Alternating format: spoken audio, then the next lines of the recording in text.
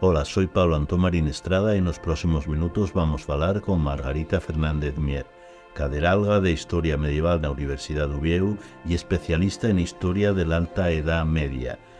Autora de traballos claves en ese periodo, lleva muchos años volcada en uno de los campos de investigación que más resultados más fértiles están dando en el conocimiento del pasado de Asturias, la llamada arqueología agraria o arqueología rural.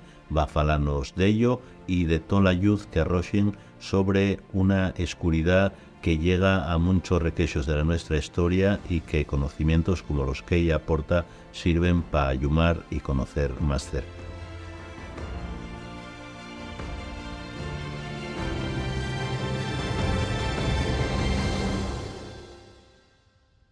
Hola Margarita, bien llegada a Nayuri.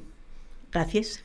La verdad es que es un placer tenerte aquí hablando con nos, además sobre todo porque ella es una de esos investigadores que pon el mismo en foto o asemellado al que pone en el su labor de trabajo de campo, en el su labor académico, también en la difusión y la divulgación de esos conocimientos y en que lleguen también a la población, a veces en los mismos territorios o terrenos donde hacéis trabajos de campo, los propios vecinos que tengan conocimiento de lo que se está haciendo ahí, pero sobre todo de que la ciencia salga un poco de las publicaciones académicas, de les aules, y llegue también a la sociedad, ¿no? que debería ser hoy uno de los fines, se supone, de la ciencia y de la investigación científica, y no siempre se cumple. Por eso y también un doble placer y también por la tu trayectoria.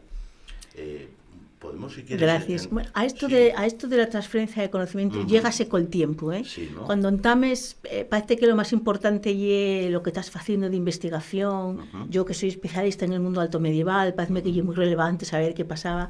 Y con el tiempo vas dándote cuenta que si eso no llega a la gente y si lo que se investiga no vale para dar respuestas a problemas del mundo actual, la verdad es que te quedes a medio camino. Entonces también a eso llegase con el tiempo, ¿eh?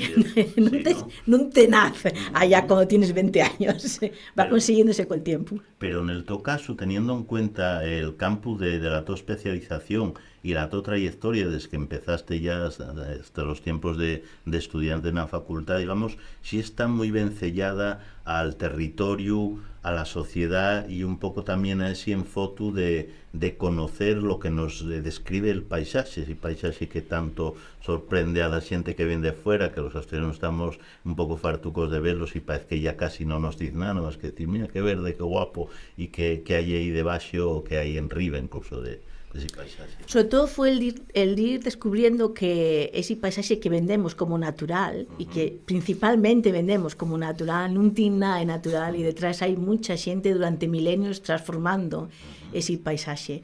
Y fue ir descubriendo poco a poco la importancia y de la mayor parte de las cosas que no se ven y que hay falta mucha investigación para entender cómo se fue haciendo a lo largo del tiempo. Y sí, es verdad que eso sí que ya desde las primeras investigaciones, el primer momento en que me averé al territorio ya a principios de los 90, que ya fue mucho tiempo, la pregunta, la entruga que siempre me hacía y era cómo la gente y cuándo empezó a transformarse este paisaje. Y luego, claro, da respuesta a que los que en este momento todavía lo están gestionando, cómo ellos podemos dar respuestas y cómo en el mismo territorio hay respuestas a muchos problemas que tenemos en el mundo actual, sobre todo pensando en este mundo rural y en los problemas de despoblación, de abandono y demás. Entonces está muy pensado para que la información histórica tiene que dar respuestas a los entrugues del presente. Y hablando del presente, en el más recién, hasta el más recién, los historiadores, digamos, centráronse pues básicamente en una serie de fontes y durante muchísimo tiempo, como eran les fontes documentales o les meramente arqueológicas o tal, en sin contar a veces incluso con eso, con lo que el propio territorio e incluso los habitantes o los vecinos de ese territorio nos pueden dar de información sobre él, ¿no? A través de eso, de lo que nos relata la propia tradición oral, la toponimia, los propios usos que se da a ese territorio en la actualidad o los que se recuerda que se dieron en épocas recientes. ¿qué aportó eso también a ese conocimiento que hasta épocas recientes conocíamos basábase solo eso, como en la búsqueda de los documentos, de los monumentos y de... En eso hay que tener muy presente que la ciencia histórica es una disciplina bastante nueva, que nace en el siglo XIX y tiene una trayectoria a lo largo de todo el siglo XX y XXI. Y también que en el caso de España, pues durante mucho tiempo fue a remolque porque bueno, los 50 años de franquismo no se pueden borrar de la noche a la mañana. Y éramos muy deudores, sobre todo, de una historia muy monumental, una historia muy de élites, una historia, sobre todo, también monumental, y de averarse poco a lo que llegue la historia, por ejemplo, del campesinado, que ya es el gran protagonista de la historia hasta el siglo XIX, prácticamente hasta el siglo XX. Yo pero detrás de mí hay un grupo de investigación que llevamos trabajando ya muchos años juntos, muchos de nosotros. El grupo Yabor, el grupo Yabor de la Universidad de Oviedo, y un grupo de investigación constituido. Damos mucha importancia a lo que nosotros llamamos el conocimiento denso, ese conocimiento denso que tiene la gente que gestiona el territorio. A nosotros es verdad que la documentación escrita nos da mucha información, pero danos información también muy sesgada, porque es la información que generen determinadas élites a lo largo de la historia. Y cuando están falando los señoríos, están falando del campesinado que depende de ellos, ya lo fai desde un punto de vista. Entonces también hay que buscar todo tipo de fontes que nos permitan llegar a entender cómo la gente que trabaja en el territorio lo conceptualiza, por ejemplo, a través de la toponimia. No hay ninguna fuente que nos permita entender cómo la gente de allí ve, entiende y da nombre al territorio que los topónimos, porque ellos dan un nombre en función de cómo lo perciben. Entonces, son un tipo de fuentes que nos permiten ir viendo también una perspectiva distinta, y es verdad que eso es algo que se empieza a desarrollar más o menos en los años 80 y en los años 90, que bueno, es verdad que en los últimos tiempos se avanza de una manera muy importante. Y luego hay otra cosa que en este caso se da en arqueología, que es también utilizar muchas técnicas y muchas metodologías que tienen que ver con las ciencias duras, por ejemplo, todo lo que tiene que ver con los estudios de geoarqueología o de zooarqueología o de bioarqueología, que nos permite también entender muy bien cómo se va transformando ese territorio. Por ejemplo, hacer estudios de pólenes, los cultivos, el estudio de las semillas, incluso el estudio de la fauna, de los restos de fauna. Todo eso son cosas que se fueron desendrocando en los últimos tiempos. Hay que pensar que la arqueología que se hacía cuando yo estudiaba, principalmente lo que pensaba ya era en los grandes monumentos, nada más que en los grandes monumentos. Y los grandes monumentos solo nos dan información, en la mayor parte de los casos, de la élite que los financia y que los construye. Entonces hay que dar ahí un poco también la vuelta a qué tipo de fuentes podemos utilizar para poder llegar a entender el paisaje de una manera muchísimo más compleja. Y en eso es lo que estamos en los últimos tiempos. En una especialidad que se da en llamar, o sea, que se conoce como también arqueología agraria o rural. Si tuvieras que explicar un poco, bueno, acabo de hacerlo, pero quería preguntarte eso, digamos, la aplicación que tiene a un territorio como Asturias, del que hay veces que, bueno, conócense de la historia como llagunes, o sea, en vez de ser que hay llagunes, es como que son 4 llagunes o 4 fitos y un etcétera, lo que se conoce, el resto ya como oscuridad, está todo ahí debajo. Sí, además en este caso la arqueología agraria de la que nosotros hablamos nació precisamente porque nosotros intentamos entender qué es lo que pasa en la Alta Edad Media. Ese periodo que siempre se fala de él como un periodo muy oscuro, de que en el caso de Asturias tenemos muy poca información. Y en la época del conocido Reino de Asturias, sabemos por las crónicas asturianas la sucesión de reyes del reino, sabemos que construyeron iglesias porque tenemos un patrimonio importante monumental, pero prácticamente no sabemos nada más de la gente y cómo ocupaba el territorio. Entonces, la arqueología agraria de la que nosotros hablamos nació precisamente pensando en diseñar una metodología que nos permitiera entender qué pasaba en ese periodo del que no sabíamos nada. Eso significó averarse al territorio. Lo que hicimos fue agarrar un microterritorio que es el pueblo de Vigaña en Valmonte, porque tenía bastante información desde el punto de vista documental, también desde el punto de vista logístico, porque bueno, pues a mí permitíame poder hacer de una manera intensiva la investigación en el pueblo, y partiendo de toda la información que te da la superficie, toda la información que te dan los paisanos, que nadie conoce mejor que ellos, dónde se da bien un cultivo, dónde se da bien otro, dónde hay que hacer terrazas agrícolas para poder semar cualquier cosa, dónde tienes que llevar al ganado, cuándo lo tienes que llevar. Todo ese conocimiento denso que nos aportaba la etnografía, partir también de un estudio muy sistemático del paisaje, lo que había en superficie, y a partir de ahí decidir dónde se iba a excavar, dónde se iba a hacer una excavación arqueológica. Además, no solamente haciendo excavaciones donde normalmente se hace una excavación, que es donde hay un monumento, donde hay algo de lo que está catalogado, como tú dices, que aparecen en escates arqueológicos y que son muy evidentes. Por ejemplo, si pensamos en la Edad del Fierro, sabemos que hay muchos castros porque se ven muy bien en el paisaje.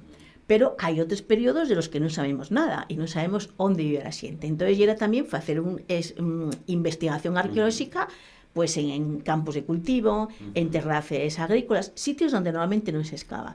Y en ese sentido, pues claro, la sorpresa fue mayúscula, porque empezamos a topar prácticamente todos los periodos de los que no sabíamos prácticamente nada. Topamos la Alta Media, topámosla, y es verdad que la topamos principalmente a la vera la iglesia de Vigaña, topamos un siglo VI, VII, que nos permite iluminar esos periodos, pero por camino topamos el Neolítico, la Edad del Bronce, de la que sabemos muy poco en Asturias, tenemoslo documentado de una manera espectacular. Y hoy somos capaces de entender cómo se transforma ese pequeño territorio, ese laboratorio que nosotros hicimos con ese pueblo, cómo se fue transformando prácticamente desde que llegó población neolítica hasta prácticamente hoy. Y no tenemos ningún tipo de vacío desde el punto de vista de la información histórica. Entonces, era abordar la investigación de una manera muy distinta. Y además, la arqueología agraria implica el compromiso con el territorio. No es solamente investigar los espacios donde se cultiven, sino que nosotros pensamos que tiene que ser activa y que tiene que tener esa parte de la que tú falabas al principio, que tenemos que trabajar con la gente, sobre todo con los escolinos, con esos que tienen que ser el futuro de este mundo rural, e implicarnos mucho. Entonces concebimos el concepto desde un punto de vista de investigación, planteado de una manera un poco distinta, pero también desde un punto de vista de la transferencia de ese conocimiento. Y además no nos gusta hablar de transferencia, a nosotros nos gusta hablar de co-construcción de conocimiento, porque el conocimiento que nosotros generamos no es solamente el nuestro, en él intervienen toda esa gente que vive en el territorio y a la que nosotros interrogamos continuamente para poder hacer una mezcla entre lo que nosotros generamos desde la arqueología y el conocimiento denso que ellos tienen del territorio. Entonces, así se explica un poco el concepto de arqueología agraria, de arqueología agraria. Muy bien explicado. Y vamos, en fechos como eso, como que subrayabas, por ejemplo, cuando empezáis eso, partís de investigar la Alta Edad Media y empezáis ahí, por decirlo en lenguaje llano, a escargatear, ¿no? A excavar y a hacer sondeos y muestreos, y vais afondando y atopáis, por ejemplo, eso con el Neolítico, la Edad del Bronce. También me imagino que eso quiere decir que hay ahí una serie de espacios, digamos, que tienen ese uso, el uso humano, tanto de uso ganadero o agrícola, pues desde esa domina hasta ahí, espacios como los que podemos englobar en todo eso que Güello llamamos desde una perspectiva actual, aunque bien vieja, digamos, los espacios de las brañas, ¿no? De las brañas que existen en toda la geografía asturiana, distintas en Oriente y Occidente, pero que fueron eso, que siguen teniendo uso hasta la actualidad, ¿no? Por parte de los ganaderos. Esto fue un proceso largo. Cuando entamamos con la investigación, hace 13 años, lo primero que hicimos fue empezar a hacer rescates arqueológicos cerca del pueblo, y en los espacios más averados que sabemos que era donde se cultivaba. Entonces fuimos poco a poco ampliando el foco de investigación, y precisamente lo último a lo que nos estamos dedicando en estos 2 últimos años es precisamente a la excavación de les brañes. Ya tenemos bastante claro lo que pasa alrededor de los pueblos, tenemos el Neolítico, el Bronce, la Edad del Fierro, sabemos cuándo se ponen en funcionamiento espacios de cultivo en el mundo medieval, cómo se transforman de una manera muy potente a partir del siglo XVI, XVII. Entonces, esa imagen ya la teníamos y faltábamos ver qué pasaba en les zones de les Brañes, que paradóxicamente foi la primeira pregunta pola que entamamos fai 30 años. La idea mía fai 30 años era facer unha tesi sobre Brañes, pero como había que facerlo outro en antes, pues, bueno, pues tardamos 30 años en llegar a dar respuesta a eso. Y también nos está dando pues una información muy espectacular, porque igual que al ver a los pueblos podemos documentar desde el Neolítico en estas zonas de media montaña, lo mismo nos está pasando en las zonas de Brañes. No con la misma intensidad en todos los sitios, pero somos capaces a ver desde la población neolítica, también con una presencia del calcolítico y de la edad del bronce muy, muy potente en algunos de estos espacios. Y sobre todo tenemos mucha información que nos permite entender que el paisaje tal y como está güey de les Brañes nace en el siglo XIV. El sistema actual de uso complementario de los espacios, les transhumancias, tanto les de los vaqueros de la Alzada como la transhumancia que viene del centro y sur de la península, ese sistema tal y como lo vemos, y un sistema que nace a partir del siglo XIII, siglo XIV y sobre todo siglo XVI, siglo XVII. La mayor parte de les Brañes que estamos excavando vemos es muy... Les cabanes que todavía se conserven, güey, muchos son del siglo XVII, otros son del siglo XVIII, y ese sistema podemos verlo desde el siglo XVI, pero también teniendo en cuenta que hay una ocupación anterior y un aprovechamiento de esos espacios prácticamente desde, por lo menos nosotros estamos documentando desde el Neolítico. Y a veces, bueno, yo creo que la xente que no tenemos la formación específica de historia, pero a veces sí tenemos curiosidad y también una peligrosa imaginación, tendemos a eso que teméis tanto los historiadores, que el presentismo, ¿no? Mirar aí o facer, a veces que dibuixar, pues eso, dices, la aldea de los galos o aquello que fexo Jordá con el Castro de Coaña y esa ahí incluso imaginación y tal que bueno, queda muy guapo y faes ahí la aldea de Axteris, ¿no? Pero ¿cómo sería una aldea medieval o altomedieval asturiana? Pareceríase a una aldea asturiana de las que llegaron al siglo XX o XXI. Una aldea altomedieval asturiana está fecha toda de madera y ciego. Empezando por ahí, ¿no? Empezando por ahí. Lo que nosotros, precisamente por eso se documenta muy mal la Alta Edad Media, porque lo que a nosotros nos parece en las excavaciones que tienen que ver con el mundo alto medieval son furacos de poste, no y otra cosa. Entonces hay que pensar que hasta el siglo XIII prácticamente no hay un proceso de petrificación de esas construcciones. Estamos viendo que las construcciones del séptimo, del octavo, del noveno, del 12 y todavía hasta del siglo XIII son fechas en madera. Y es lo mismo que nos está pasando también en les Brañes, que también topamos furacos de poste que nos están hablando de construcción en madera, del uso del ciebu y del barro y del teito para cubrir las construcciones. La petrificación no llega hasta muy tarde, así que bueno, hay que imaginárnosles sobre todo en madera y en cebato. Y los terrenos, por ejemplo, de cultivo, ¿taben, digamos, en ese mismo espacio donde taben esos cabanes o había o existían eríes o algo asemejado a lo que... Les eríes también estamos empezando a documentar ese sistema de aprovechamiento también desde época más o menos pleno medieval. Lo que podemos ver, no tanto con la información que tenemos en Asturias, pero también comparándola con lo que hay en otros territorios del noroeste peninsular, y que no estaban tan concentrados los campos de cultivo, que lo que había ayer eran 2 o 3 casines que tienen alrededor los espacios de cultivo, aprovecharían de manera extensiva también los espacios de pasto, y luego hay un proceso de concentración, de densificación del poblamiento de esas aldeas, y es cuando se van sacando al alrededor, se van sacando los espacios de cultivo, que nosotros empezamos a documentarlos así como lo que serían les eríes y los usos colectivos de uso interno y demás, tal y como se cantían hasta el siglo XX, empezamos a verlos más o menos en el siglo XII o en el siglo XIII. Y es verdad que también esos son procesos muy complicados, que no tiene la misma cronología en todos los sitios, pero la Alta Edad Media, este sistema todavía no funcionaría, sería más de época un poco posterior, siglo XII, siglo XIII. Y es verdad que estamos empezando a verlo, y que es muy parecido a lo que está pasando en el resto de... Por ejemplo, hay mucha investigación en el País Vasco y más o menos las cronologías coinciden en ese sentido, sí. Y en cuanto a técnicas, como les que antes aludíes, de ganadería, lo de aprovechar, digamos, eso, ¿no? En función de la climatología del año, pues eso, o unos pastos de altura, o tener, digamos, eso, en meses de invierno, más cerca de los poblados o tal.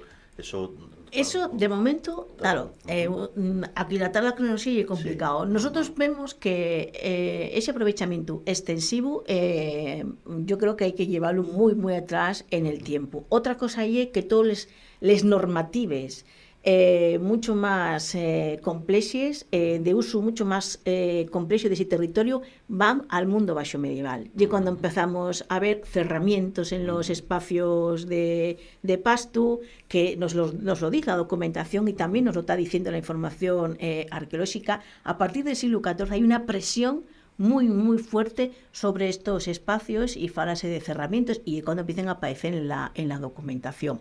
Entonces, el uso extensivo va muy para allá en el tiempo. El uso más privativo y más desde un punto de vista más individual, conservándose muchos aspectos de uso colectivo, ya lo empezamos a ver, sobre todo a partir del siglo XIV y del siglo XV, que va apareixeu a les construcciones de les brañes que hoy se conserven en todo el paisaje de la cordillera cantábrica. Y si damos eso, un salto atrás en el tiempo, que también lo que nos presta ahí en estos casos, ¿no? Como si la historia fuera ahí un túnel de estos de los rapacinos ahí que se meten por ahí, salimos ansios, no sé qué, pero eso, cuando nos remontamos a periodos como antes citábamos, eso, el reino de la monarquía asturiana, eso, conocemos esos, las iglesias que perduraron, sabemos que hubo los palacios, que hubo obras civiles como Foncalada. Sabemos que hubo palacios, pero no sabemos si fueron de madera. Sí, también no sabemos cómo fueron, cierto. Pero vamos, sabemos que existe esa arquitectura, ahí hay también la historia de eso, pero, por ejemplo, yo creo que desconocemos, me recordaba, y falando tú antes de la arqueología agraria, ese famoso poema de Bertolt Brecht, de preguntas, ¿no? Que empieza preguntándose eso, ¿no? ¿Qué hicieron los albañiles después de acabar la muralla china? O cuando en Macedonio, cuando Alejandro conquistó ahí fue Macedonia, llevaba cocineros o no, este tipo de cosas. ¿Cómo se supone? O sea, eso que nos queda, esos pocos vestigios, son unos fitos que están ahí, pero evidentemente la mayoría de la población que se supone que habría en ese territorio era campesinado, no sabemos en qué condiciones eso, pero digamos, por ejemplo, eso no sabemos nada ni cómo los reyes obtenían los recursos para construir esos edificios, ni cómo se subsistían, cuál era el sistema de... Bueno, ese es nuestro proyecto de investigación. Y ir más para allá y sobre todo entender cuáles son los centros a partir de los cuales la monarquía, ese poder político, se afita en el territorio, y cómo son capaces de controlar espacios, a través de qué mecanismos pueden conseguir financiar todas estas grandes construcciones, que evidentemente tienen que tener un control del territorio, más o menos poderoso en determinados momentos, pero la idea es cómo vamos a entender cómo controlen los espacios, a partir de qué mecanismos. Y lo primero es saber dónde vivía la gente, claro, cómo vivía la gente y de qué vivía esa gente. Y un poco en lo que estamos, que no es fácil de hacer.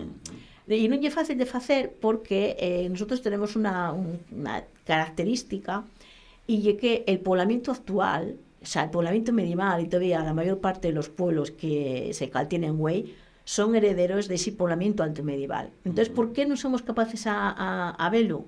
Porque en la mayor parte de los casos está debajo de los pueblos actuales. Entonces, por ejemplo, en el País Vasco tienen una larga trayectoria de arqueología de los despoblados, y pues pueden ver, son pueblos que se abandonan en la Baja Edad Media, y la excavación de esos espacios permite ver cuándo nacieron. Pero en el caso nuestro tenemos muchos menos. Yo creo que empezamos a toparlos, pero hay muchos menos, y la mayor parte del poblamiento, porque en las zonas de montaña, los sitios afaiadizos para ponerse son los que son. Entonces, el origen del poblamiento, tal y como lo entendemos hoy, en la mayor parte de los casos, viene del mundo alto medieval. Entonces, hay que también hacer una arqueología distinta para poder ir viendo cómo nace y cómo podemos documentarlo en los pueblos actuales. Y evidentemente eso es lo que nos permitirá entender cómo se va articulando esos poderes que son capaces de tejer redes que permiten que sustente esta estructura política que lleva la del reino de Asturias, que además lleva bastante complicada y no como la entendemos de unos reyes que van pasando de unos a otros. Las complicaciones territoriales son importantes y ese es el gran reto que a nosotros nos queda por dar respuesta. Sabemos los reyes, conocemos mucho del prerrománico asturiano, también es verdad que conocemos mucho desde el punto de vista estético, pero mucho menos desde el punto de vista productivo. ¿Quién está detrás? ¿Cuáles son todos esos procesos que permiten la producción del prerrománico asturiano? Y además de eso, ¿dónde se está produciendo para que permita generar lo que luego se traslada al control por parte del poder político de la monarquía asturiana? Pero bueno, poco a poco. Bueno, y como bien dices, eso lo mismo encontráis a información, digamos, en lo que son ya poblados que tienen, digamos, un antecedente en esos primeros poblaciones. Como bien decís, los despoblados, tú de hecho, uno de vuestros primeros trabajos fue sobre Presoria, ¿no? En la zona del Valle del Trubia, un pueblo que curiosamente perduró en la memoria oral de la gente, ¿no? Que fuese como casi leyenda, ¿no? Pero eso que vos dicen, por ejemplo, es un despoblado como ese y que perdura en el tiempo con ese recuerdo de que ahí existió algo, ¿no? Esto ya volver al primer trabajo, bueno, que fue además pero muy... que seguro que te emborrió a seguir ahí, ¿no? Porque además tuve feirá unos meses que estuve dando vueltas por allí, porque tengo en una cabeza que uno de los siguientes pasos que deberíamos de dar sería poder excavar, y sería volver otra vez a los inicios. Claro, pero eso es el ejemplo de un despoblado que se caltiene a memoria, tanto los de Alesga como los de Fresneo cuenten que el pueblo antes estaba allí, que se abandonó por una serie de cuestiones, y yo lo que tiene Presoria es que yo por lo que entamé y hice el trabajo y la toponimia. La toponimia que se conserva en aquel sitio dice dónde se cultivaba, hay un topónimo que lleva Boronal, que lleva donde se cultivaría un determinado cultivo, que en este caso tendría que ver con el maíz, pero no tiene que ver con el maíz, sería anterior. Hay muchos espacios que hacen referencia a los lugares de poblamiento, como Quintana, hay un sitio que se llama La Torre, hay otro sitio que se llama El Palacio. Hay una toponimia que puesta arriba en un mapa te permite ver cómo era una aldea de época medieval. Entonces, es verdad que sería el sitio ideal para poder abordar una investigación, porque bueno, permitiríamos no tener esas interferencias que nos dan los pueblos actuales que siguen allí viviendo, y podríamos ver un poco ese origen. Pero sí es verdad que Presoria para nosotros fue emblemático, para mí sobre todo, porque fue el primer trabajo en el que veíais que solamente con dar un paso y preguntar a la gente tenéis un montón de información histórica que luego tiene que guiar lo que lleva la intervención arqueológica. Y cuando decimos o dicen los folletos turísticos, por ejemplo, de una, no sé, por decir un lugar que lleva bastante visitado y que hay estudios también bastante bien hechos sobre él, como por ejemplo Banduscio en Proaza, que sería la aldea medieval de Banduscio. ¿Cuánto tiene medieval, aparte de tu región o tal? Pero podría, la estructura, sí podía sí, ser... probablemente no fuera así en época alto medieval, pero sí que en época bajo medieval hay que entender que no era así en el siglo XIV, pero hay muchos elementos que sí que nos permiten hablar de una... Pero igual que se puede hablar de una aldea medieval de Banduscio, puede hablarse en muchas otras, ¿eh? Pero también hay que tener en cuenta que los cambios en el siglo XVI, en el XVII, en el XVIII, en el XIX y en el XX también son importantes. No podemos pensar que está parado en el tiempo. Había población, una buena parte de la estructura urbana, si podemos hablar de estructura urbana en estos espacios, tiene que ver con el mundo medieval, pero también no podemos esquecer que hay muchos cambios a lo largo del tiempo. Y hay que verlos en esa diacronía que podemos hablar de un origen medieval, pero sin olvidarnos que hay muchas transformaciones a lo largo del mundo moderno y el mundo contemporáneo. Bueno, eso puede servirnos como elemento turístico, pero también hay que entenderlo de una manera muchísimo más compleja. Cierto. Y uno de los temas, yo creo que también eso claves, ¿no?, para entender un poco la evolución de ese paisaje o de ese territorio, y yo también me imagino, pues eso, tanto el sistema de propiedad como la función que tenían los propios habitantes o los propios campesinos. Farabes eso, tienes además, estudiado bastante ese periodo de la documentación, como la gran parte del territorio asturiano, pues y era o del primero de, pues eso, el dominio de los monasterios, de señoríos, etcétera, pero hay incluso eso, grupos que están estudiados como los vaqueros de Alzada, ¿no? Por ejemplo, los nobles como los de Adolfo García Martínez, por ejemplo, que ahí tienen aplicado también eso, el estudio antropológico, histórico y documental sobre eso, como hay incluso grupos como eso que se formen o que se emancipen de esos, o emancipen los terrenos, ¿no? Eso puede también, me imagino, que ir descifrándose de algo de eso a través de esa lectura del paisaje. Hombre, eso desde luego, todo lo que el estudio de los parcelarios, que fue una cosa que nosotros hacemos también de una manera muy, muy intensiva, permítete ver precisamente cómo se va avanzando lo que es la propiedad particular y se van abandonando usos de carácter colectivo.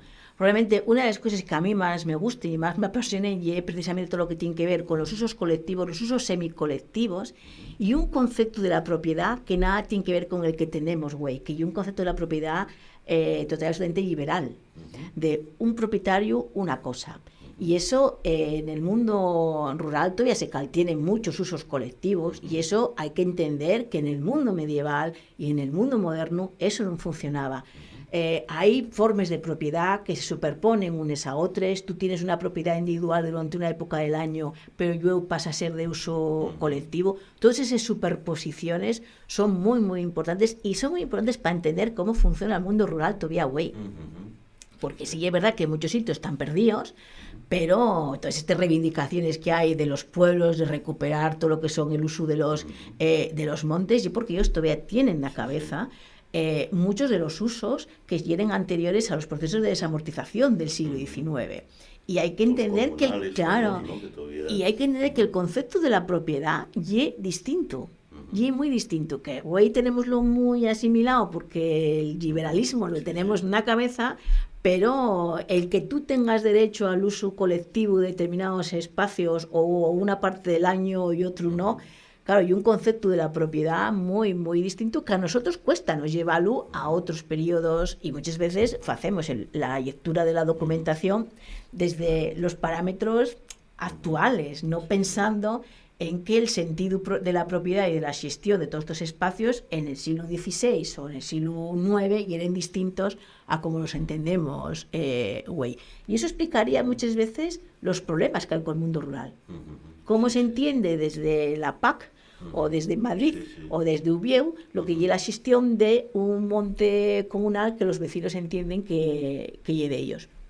Y ahí superpónense muchas capes distintas que hay que tener muy en cuenta a la hora de gestionar todos estos territorios. Y que parece una obviedad, pero que el propio paisaje, digamos, o el propio entorno, en este sentido el propio entorno, también facilita eso, porque quiere decir, un monte, un bosque, digamos, habría los que tenían propiedad, pero un bosque o un monte sería, se supone, por lógica, de los habitantes más próximos a él, o sea, de uso común, ¿no? O sea, no iba a decir uno, pues, este monte y mío, este bosque y mío, ¿no? De mano, que luego haya en la actualidad o hasta el tiempo presente se hayan llegado esos, ¿no? Las propiedades de un castañeo o sobre todo los que tienen un cierto aprovechamiento ahí, digamos, comercial o... Ahí sí que, no tiene siempre mucha documentación, pero es fácil verlo a través de la documentación escrita en esos casos. Como siempre, además, los grandes propietarios intenten apoderarse del uso de estos espacios, pero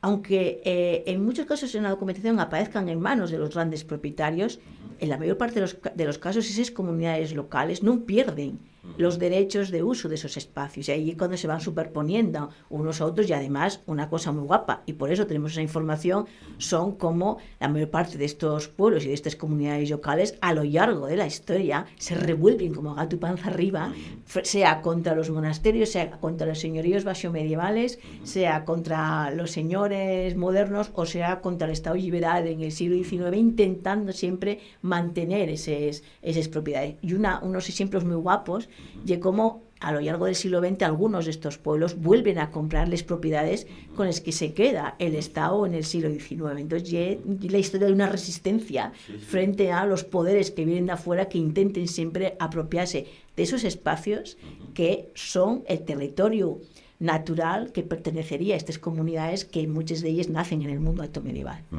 Y que parece también hay una visión como tópica o mítica de todo ese periodo, incluso de la historia en general antigua, que nos cierta como un mundo también aislado, cuando se habla sobre todo de un mundo predominantemente rural, aislado. Muchos de vuestros trabajos están, digamos, fechos también al pie un poco de grandes vías que fueron siempre de comunicación, del Camino de la Mesa o la que paseaba de otros lados, del valle de Somiedo para Belmonte. La Salatina. Eso, todas esas vías que fueron abiertas también desde el tiempo, eso que decían los antiguos, de tiempo inmemorial, porque evidentemente no había memoria, pero vamos, que son transitadas y que comunicaban también esas comunidades, tanto de cercanía como con otros de otro lado de la... Sí, ahí sí que, y es verdad que hay momentos en la historia en los que ves como hay poderes mucho más, que tienen un ámbito de dominio mucho más amplio, como puede ser, por ejemplo, el mundo romano, como nos incorporamos a esos territorios cuando hay una menor presión de espacios de poderes más amplios. Podemos ver más la ciencia desde un punto de vista local, pero desde luego lo que no podemos estar pensando siempre en ese aislamiento, porque hay relaciones a lo largo de la historia siempre, y las vías de comunicación evidentemente juegan un papel importante. Y también eso, hay, por ejemplo, esos sistemas de intercambio a través de esas vías y sobre todo de contacto de esas comunidades, como son los mercados tradicionales que perduren hasta hoy, incluso con días más o menos como fueron durante siglos. ¿Qué papel juegan también esos en cuanto al intercambio tanto de mercancías o productos como de... Hombre, ahí tienes intercambio de mercancías, de productos, de ideas. Y en este caso, una de las cosas que a nosotros gustanos mucho trabajar sobre ello, ya no solamente los mercados en las villas, que bueno, están mejor documentados por la información escrita, pero por ejemplo, lo que son las ferias ganaderas, por ejemplo, es que se faen a lo largo del camino real de la Mesa, lo que supone que todavía se caltinen en el imaginario colectivo, lo que fueron las grandes ferias siguen siendo fiestas, porque sigue siendo un elemento muy identitario para esas comunidades, y eran ferias que tenían, y eran muy, muy importantes, y en es que además una de las cosas que estamos documentando arqueológicamente son mercancías, por ejemplo, que vienen de León y de Castilla, y que pasen precisamente, se intercambien en estas ferias y que pasen a lo largo de todos los caminos. Y por ejemplo, un tema que está prácticamente sin investigar y sin tocar, más que algunas referencias que aparecen en la documentación. Y también la arqueología en ese caso nos da mucha información para tener una idea un poco distinta y no tanto de aislamiento, que muchas veces es lo que siempre se transmite, ¿no? Y por volver un poco al principio, cuando hablabas de un poco el sentido ese de la divulgación y la transferencia de conocimiento, por la tu experiencia que lleve bien larga en ese terreno, ¿cuál es, digamos, la impresión o la reacción que tienen los propios habitantes del entorno al tener conocimiento de cosas, de muchas que ellos suenen, que no hay tampoco hay una marcianada, digamos, para ellos, sino que vamos, dicen de algo, me sonaba a mí o algo así, o sea, eso quieres también, creo que te referiste antes a ello, sirve también para que revaloricen el propio entorno, su propia identidad, que a veces, sobre todo en el mundo rural, sigue siendo, no tiene el estigma que tuvo en otros tiempos, pero sigue minusvalorándose, ¿no? Todo lo que proviene de ese mundo, esa cultura. En este sí hay dos cosas importantes. Una, que nosotros llevamos grabada fue una cabeza, y es que non podes enseñar a la xente lo que ellos son, porque ellos saben muy bien lo que son y cómo se sienten. Otra cosa es que nosotros podemos aportar información histórica que podamos poner en una línea del tiempo. Pero non pode ser desde un punto de vista paternalista a decillos sois esto y tenéis que empapavos de esto que nosotros estamos contando. Eso por un lado, eso es lo primero. Y yo, lo que sí es verdad es que toda esta investigación genera valores identitarios.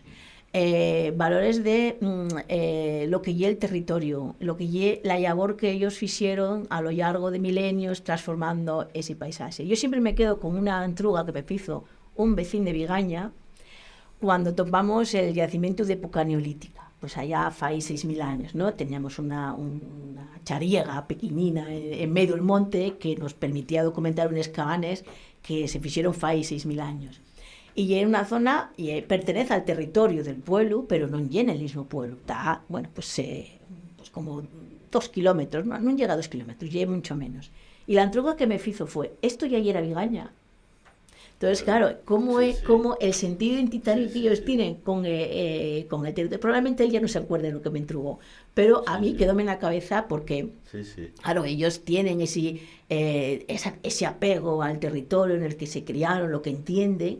Y claro, pues cuanto más los elementos los puedas dar para revalorizarlo, es mucho mejor. En el caso de todos los trabajos que hacemos de transferencia de conocimiento, de co-construcción de conocimiento, yo quédome con que el poder transmitirlos a los niños, a los escolinos, sobre todo ese interés por entender el sitio en el que están y por valorar el patrimonio de estos territorios, que muchas veces pues siempre se considera que el patrimonio son los grandes edificios solo y no este paisaje que nosotros fuimos generando a lo largo de milenios. Pues yo creo que con estas palabras podemos quedarnos de Margarita Fernández Mier. Lo dicho, un placer tenerte en Nayuri y bueno, non a falarte porque el campo en el que trabajes, pues por suerte, lle una mina, digamos, abierta y siempre aportando nuevas informaciones, ¿no? Y que me imagino un estímulo también para todos los que trabajáis en la investigación en ella, ¿no? Bueno, por lo menos de momento unos cuantos años yo creo que podremos y hay muchas cosas todavía por hacer y por transmitir a la gente. Así que, bueno, gracias también por darnos esta oportunidad de permitir explicar a la gente lo que hacemos. Pues muy bien, muchas gracias, Margarita. Nayuri, un espacio a Fallaizu para falar posao.